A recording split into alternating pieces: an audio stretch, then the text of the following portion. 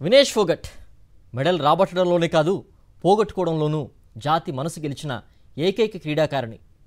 ఏమీ రెజ్లర్ చరిత్ర ఘనత, ఏమని చెప్పాలి, ఎంతని కీర్తించాలి. శబాష్, ఫైనల్స్ వరకు వెళ్ళి కూడా గోల్డ్ సింగిల్ పిన్నీస్ కూడా దక్కకపోవడం, ఇది ఆమె ఒక్క ఏడుపు మాత్రమే కాదు, దేశం కాదు కాదు ప్రపంచపు బాధగా మార్చేసిన అభినవ శ్రీశ్రీ వినేష్. తండ్రి లేని పిల్ల, తల్లి పెంపకంలో పెరిగిన ఈ పిల్ల తనలాంటి ఎందరో ఆడపిల్లలకు ఆదరవుగా నిలిచిన గడుసు పిల్ల. ఇప్పుడు ప్రపంచానికి ఆదర్శంగా నిలవడం కేవలం భారతదేశం మాత్రమే కాదు, ప్రపంచవ్యాప్తంగా ఉన్న ఆడపిల్లలందరికీ ఒక రోల్ మోడల్ గా మారిందనడంలో అతిశయోక్తి లేదేమో.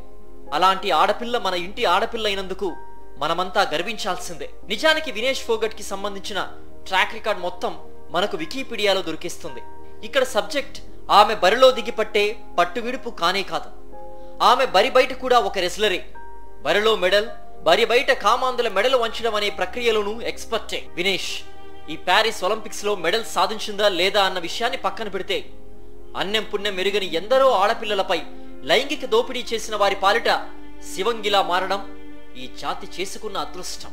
ఎవరెలా పోతే మనకెందుకని ఊరుకుండి ఉంటే ఇప్పుడు ఆమె ఇంత ప్రెషర్ ఫేస్ చేయాల్సిన అవసరం ఉండకపోయేది. కొందరు ఆమె ఓడిపోవాలని కోరుకోవడమూ ఉండేది కాదేమో. ఇప్పుడు చూడండి, ఒక కుట్రకోణం బయటకొచ్చింది. బ్రిజ్ భూషణ్ ని భారత రెస్లింగ్ ఫెడరేషన్ పదవి నుంచి తప్పించే వరకు సాగిన ఆమె పోరాట ఫలితంగా ఎందరో మహిళా రెస్లర్స్ కు న్యాయం జరిగిన, తనకు ఘోరమైన అన్యాయం జరిగిన విషయం మనమంతా కల్లారా చూస్తూనే ఉన్నాం. సాటి ఆడపిల్లల్ని కాపాడిన ఒక ఆడపిల్ల, బంగార పట్టు పట్టాల్సిన ఒక భల్లూక పిల్ల బరి బయట నిలబడిపోతే ఏమైపోయారు ఇందరు క్రీడాకారులుండి, ఏమైపోయారు ఇందరు క్రికెటర్స్ ఉండి, ఏమైపోయారు ఇందరు సెలబ్రిటీలుండి, ఏమైపోయారు ఇందరు భారతీయ క్రీడా నిపుణులు ఉండి. ఒక్కరు కూడా ఆమె వైపు నిలబడకపోవడం ఏమని అర్థం చేసుకోవాలి. ఎక్కడో ఒక అమెరికన్ ఒలింపియన్ ఆమెకు కనీస రజతమైన ఇవ్వండని ఎలుగెత్తితే కూడా మన ఆరాధ్య క్రికెటర్లు గాని ఇతర క్రీడలకు సంబంధించిన స్టార్ ప్లేయర్స్ కనీసం ఊవా అనకపోవడాన్ని ఏమని ఊహించుకోవాలి. ఈ దేశంలో ఆడపిల్లలకు ఆత్మస్థైర్యం కల్పించడమే నేరమా? ఇక్కడ ఈ క్రీడాకారులు మగ దురహంకారాన్ని ప్రదర్శించారని అర్థం చేసుకోవాలా?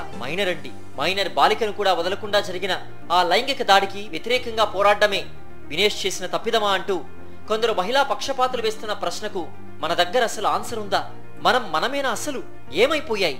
ఎత్ర నార్యంతు పూజ్యంతే రమంతే తత్ర గాయస్తు దేవతః అనే సంస్కృత సంస్కారవంతమైన వ్యాఖ్యాన సారాంశాలు. అర్ధరాత్రి ఆడది నిర్భయంగా నడిచినప్పుడే అన్న బాపూజీ కన్న కలలు కళ్ళలవుతూనే ఉండాల్సిందేనా? ఒక ఆడపిల్ల ఫ్లడ్ లైట్స్ వెలుగుల్లో ఆ ప్రపంచ ఒలింపిక్ క్రీడా కుగ్రామంలో భోరున విలిపిస్తుంటే 150 కోట్ల మేర మనమంతా ఉండి కూడా ఆమె నిస్సహాయరాలేనా? సారే జహాసే అచ్చా అన్నారే, అంత గొప్పగా మనం ఎందుకు లేం?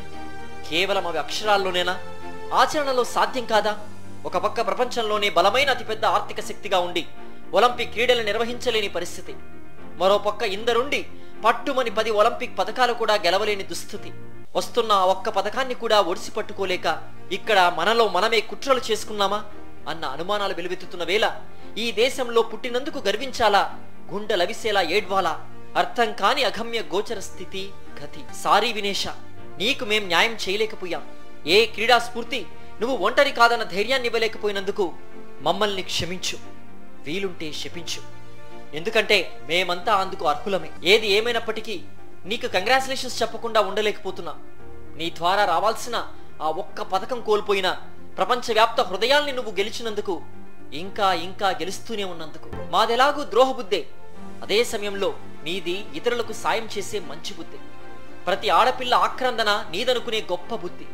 దేశానికి రావాల్సిన స్వర్ణ పథకాన్ని వదిలితే వదిలావు కానీ ఆడపిల్లలకు అండగా నిలిచి ఆది శక్తిగా అవతరించే ఆ గొప్ప స్ఫూర్తిని మాత్రం ఎప్పటికీ వదులుకోకు.